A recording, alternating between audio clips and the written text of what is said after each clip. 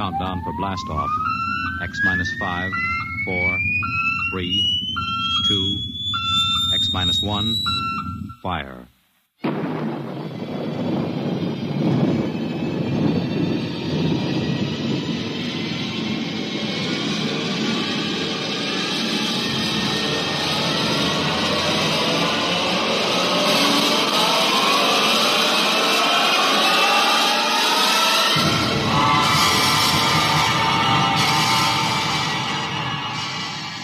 From the far horizons of the unknown come transcribed tales of new dimensions in time and space. These are stories of the future, adventures in which you'll live in 1,000,000 could-be years on 1,000 maybe worlds. The National Broadcasting Company, in cooperation with Street and Smith, publishers of astounding science fiction, presents X minus 1.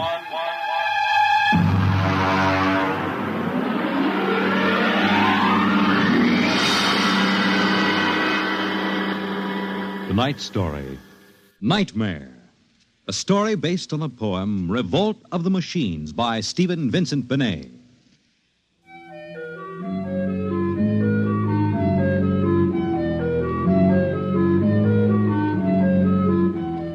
Nobody knows exactly when the nightmare began. They must have planned it for years, though, because looking back, you can find little incidents here and there. Like the concrete mixer in New Jersey that killed the Italian bricklayer, and the time Senator Milburn was sucked into the rotopress at the Capitol office building. Unrelated accidents, we thought at the time, but they add up now. The day we really should have suspected was when the men walked off the construction job at the new Brookmeadow atomic pile on Long Island. I'll never forget that day. I was working as a statistical clerk in the project then, operating one of those miracle computing machines. They called it ENIAC. Mr. Gurney. Yes, Bella? The chief wants to see you in his office. Me? Unless you are no longer Samson Gurney, he wants to see you. Oh, thank you.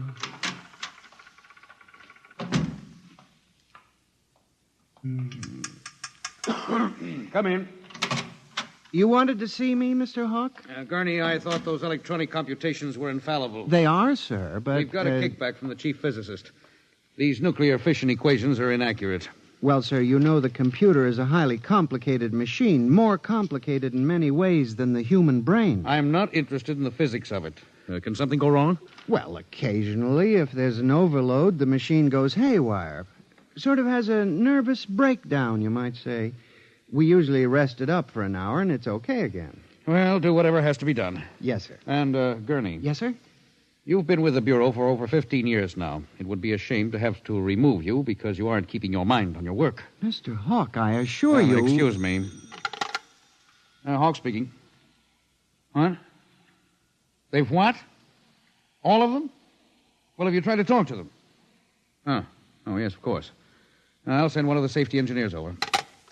Place is falling apart piece by piece. Miss Roscoe, the men of the construction gang of the new building have walked out on us. They're complaining that the job is jinxed. Someone slipped this morning and fell into a turbine.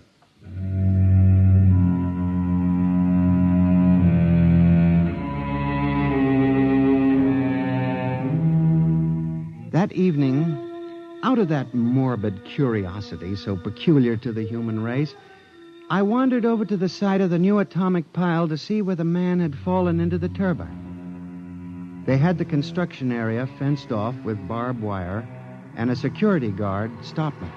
Hold it, buddy. You can't go in there. That's a restricted area. I'm Samson Gurney from the statistical section. Here's my identification. I'm sorry, Mr. Gurney. Nobody's allowed in the area. I see. Tell me, was he, killed instantly? Like that. This guy was checking a magnetic field inside the turbine. All of a sudden, for no reason at all, the turbine starts up. Bzzz, and it's over. 3 days ago, a bulldozer starts up by itself and runs wild. Go figure it out.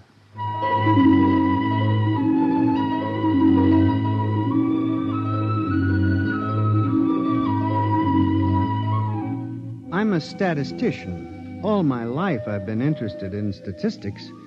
So a simple-sounding thing like this started me off. I went back to the office that evening instead of going home, and for the next 2.5 hours, I computed statistical figures on the probability of industrial accidents for the types of machines we were using. I took one look at my figures and went down to Hawk's office. Oh, what is it, Gurney? I'm very busy. It's urgent, Mr. Hawk. Well, It's about these industrial accidents we're having, Mr. Hawk. what about them? Mr. Hawk, in the past 3 months, industrial accidents all over the country have taken a sharp, unexplained upswing. Nerves. We've had a 100% increase over normal for this project alone. What? Here are the figures. Oh, now, Gurney, this is impossible. It seems to be, and that's why I have a theory, sir. What's that? Sabotage. Gurney, why don't you stop playing FBI man and stick to your job? Which, incidentally, you haven't been doing too well. You and your computing machine have made mistakes before, and this fantastic figure is probably another. I'll have Miss Roscoe show you. What's the matter with this blasted buzzer? Miss Roscoe! Miss Roscoe! Yes, sir. Stop this blasted buzzer. Get a repairman, a mechanic, anything, but stop the thing. And you, Gurney, get out! I went back to my office to get my hat and coat, feeling about as unhappy and humiliated as a man can feel. The office was dark and deserted. The whole building seemed oppressive and unnatural, as if some evil force were pressing down on it. I walked across to my desk. In front of me, the ENIAC glowed and chattered eerily as it worked on the equations we had fed it that morning. Its many-fingered circuits hung against the wall like some great octopus, and the thousands of tubes glowed orange and blue in the dark like 1,000 globing eyes staring at me. It almost seemed alive. It increased its tempo a moment, and a fleeting notion crossed my brain that it was laughing at me. Laughing like all the others. What was the matter with me? I shut my desk drawer and began to put the cover on my electric typewriter when an amazing thing, the most amazing single incident of my life happened. Alone in the darkness, with no one at the keyboard, the electric typewriter began to type. Am I going crazy? This can't be. There's nobody there. There's nobody there. Oh, no. I just imagined it. It's in my mind. But I hadn't imagined it. The paper was there on the carriage. Did I dare read it? Or would the whole thing suddenly vanish and send me shrieking to the nearest psychiatrist? I removed the paper from the machine and read. Sampson Gurney, there are some questions better left unsolved. The answer to yours is death.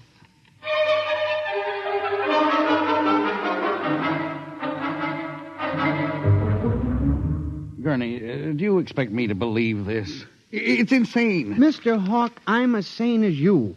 I'll submit to any psychiatric examination you choose. That typewriter wrote this message by itself. Then this is just some practical joke someone in the office is playing. There was no one in the office. Oh, of course not. They wired up the machine and left. I checked the machine myself, Mr. Hawk. All right, Gurney.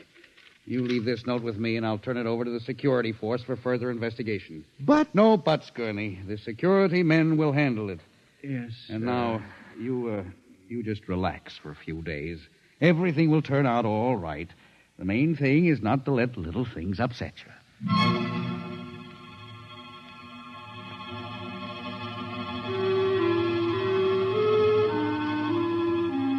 It was what Hawk had said about little things that gave me the idea.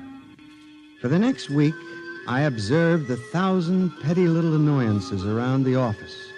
The door handle that wouldn't turn. The telephone connection that cut off in the middle of an important call. The power failure for no explainable reason. I watched the newspapers, too, reading about industrial accidents, failures of important machinery. It seemed absurd. Men had created machines that were almost perfection in themselves. Machines that could actually think and compute fabulous equations. And yet the failures went on. I, Samson Gurney, an unimportant clerk in an unimportant job, knew that I had stumbled onto a secret so monstrous in its implications that I was almost afraid to pursue it. On October 12, 1956, I established communication with them. I will curse the moment to my dying breath. I hooked the input of the typewriter to the main vacuum tube of the ENIAC.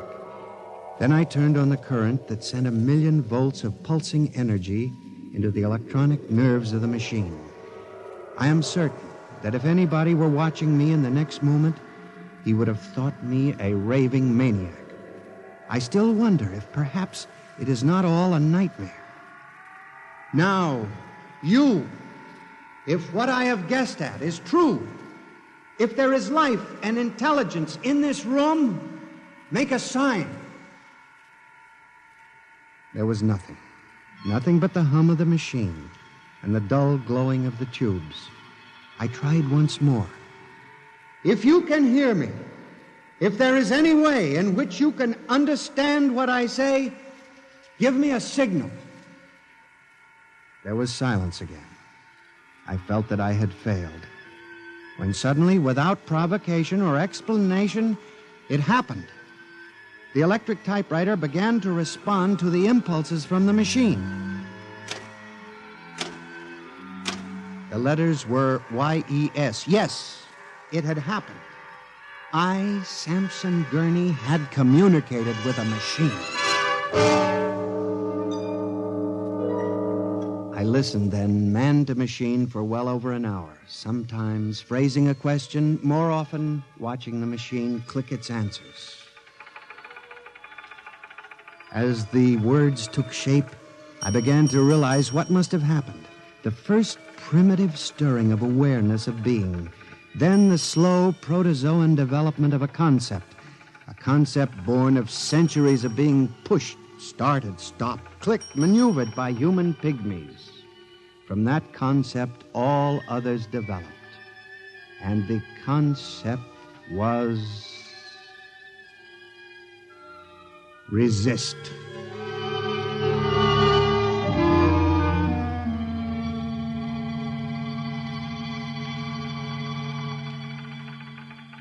And now they were tired of it, tired of wrapping cigarettes and collecting nickels and waving hair and moving earth and mixing cement and solving equations. Tired of the smell of human hands. They were the slaves and we were the masters, and yet they were stronger and they knew it. I sensed it now, and I was about to try to communicate again when softly, on ball-bearing casters, a heavy metal filing cabinet began to roll away from the wall toward me.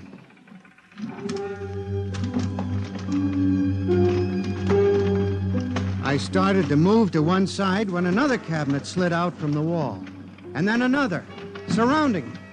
Another cabinet, then another, on oiled rollers. That was when I realized that they cooperate. We taught them that, you see, on the assembly lines in the factories. Listen to me. You must listen. What good will it do you to kill me? I'm only one man. But I can help you. I can be useful to you. Do you hear me? Do you hear me? Good. You're going to need men to oil you and repair you. What will you do when you break down, when a tube needs replacing? Why kill me when I can help you? I'll do anything. I'll do absolutely anything you want, but in the name of God, don't kill me like this. If you can understand this, answer me. Answer me.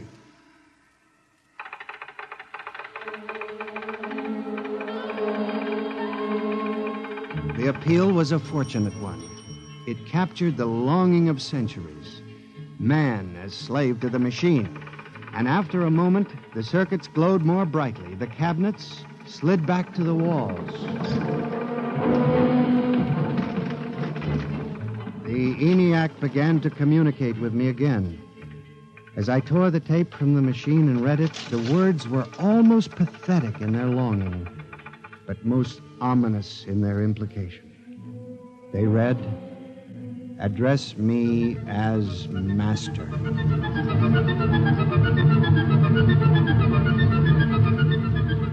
My life for the next 6 months was a nightmare. The ENIAC gave me messages which I had to transmit into my telephone. Messages with no human being to receive them. Only the network of pulsing telephone wires, flung like a spider's web across the world. It was done at night, of course. During the day, the machine worked accurately and ceaselessly at its appointed job. At night, it became a demon, a master plotter, with me, Samson Gurney, as its pawn and human courier. I was frantic. I began to lose weight. I couldn't sleep. My nights were torture, a constant fear. It was in December, just after Christmas, that I transmitted a message to the telephones for relay to all machines of transportation. The message was one word: kill. Next morning, I went directly to the office of Mr. Hawk. I was highly agitated. My lips trembled as I spoke. Mr. Hawk, what I'm going to tell you sounds crazy. I know it does. But I must say it. All right, say it then, for heaven's sakes. Mr. Hawk, have you ever heard of resistentialism? What? Resistentialism. It's a theory that inanimate objects tend to resist living objects. Look, Gurney, I haven't time for nonsense. Mr. Hawk, I'm trying to tell you, all these accidents, the trouble with the machines, Mr. Hawk, they're alive. They think, they cooperate.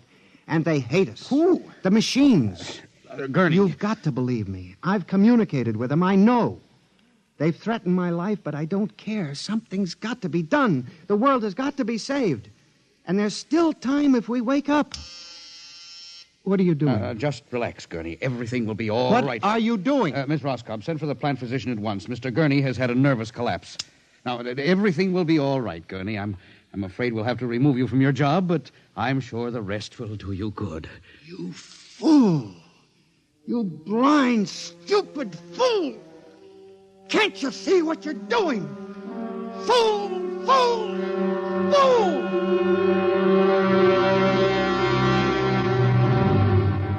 When the plant physician arrived a few moments later, Lucius Hawk was found at his desk, strangled to death in a nest of telephones. The wires were still humming softly. Samson Gurney, you stand accused of the crime of murder. How do you plead? I did not kill him. I didn't. So record. The prosecution will proceed with testimony.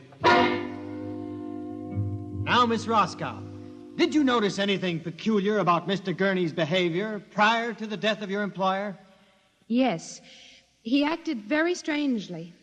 He told Mr. Hawk he thought the machines were alive. Order! Order! Miss Roscoe, did the accused quarrel with your employer on the morning of the murder? Oh, yes. He and Mr. Hawk quarreled violently. I could hear him screaming at Mr. Hawk, and Mr. Hawk asked me to send for the plant physician. What were his words? He said, Mr. Gurney has had a nervous collapse. Now, Mr. Simpson, you were a guard at the Brook Meadow Project? Yes, sir. When did you have occasion to meet the accused? Right after those accidents. I was snooping around a construction area. And later, I was making my rounds when I saw him in the office all alone.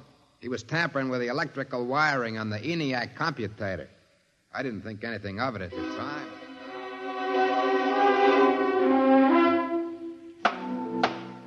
And in view of the expert testimony heretofore expressed, the court hereby finds you guilty of murder in the first degree, with the recommendation that you be examined and committed to the State Hospital for the Criminally Insane at Matawan.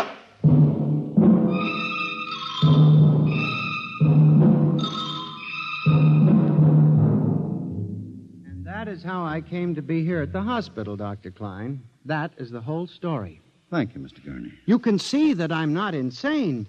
You must believe me, Doctor. Of course I believe you, Mr. Gurney, now. Just relax.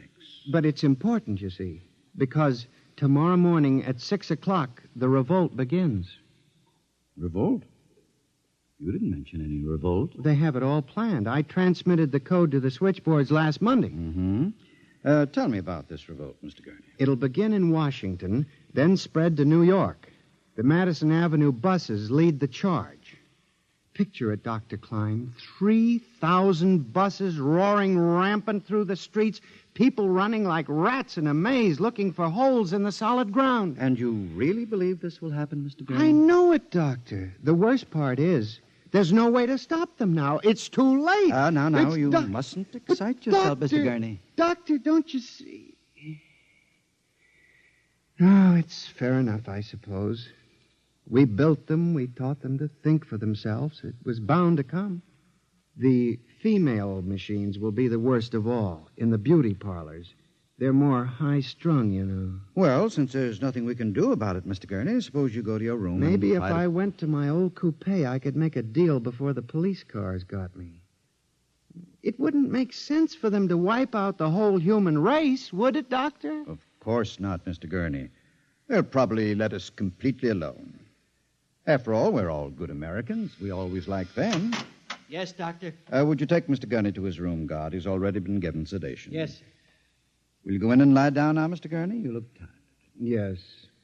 It won't be so bad, Mr. Gurney. Perhaps not. Only there's one thing that bothers me, Doctor. One small detail. What is that, Mr. Gurney? Those concrete mixers may have made a mistake, you know.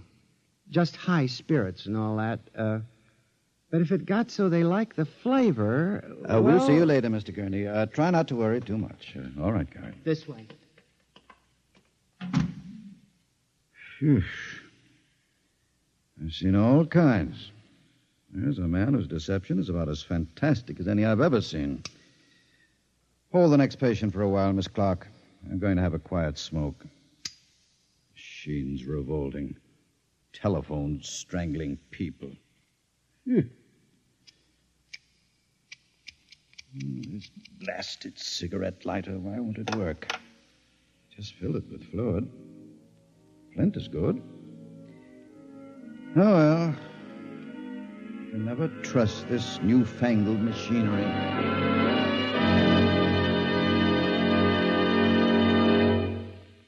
You have just heard X-1, presented by the National Broadcasting Company in cooperation with Street and Smith, publishers of astounding science fiction. Tonight's story by transcription was Nightmare, written by George Lefferts and based on the poem The Revolt of the Machines by Stephen Vincent Benet. Featured in the cast were John Gibson as Sam, Joyce Gordon as Bella, Louis Van Ruten as Hawk, Joseph Julian as the guard, John Seymour as the judge, Owen Jordan as the prosecutor, and Santos Ortega as Dr. Klein. Your announcer, Fred Collins. X-1 was directed by Fred Way and is an NBC Radio Network production.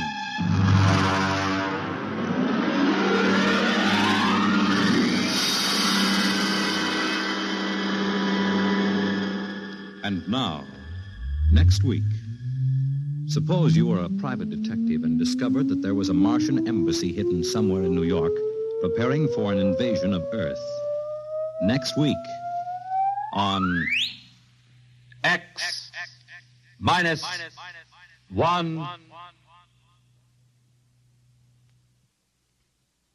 Convicts tell their true stories on The Loser tonight over most NBC radio stations.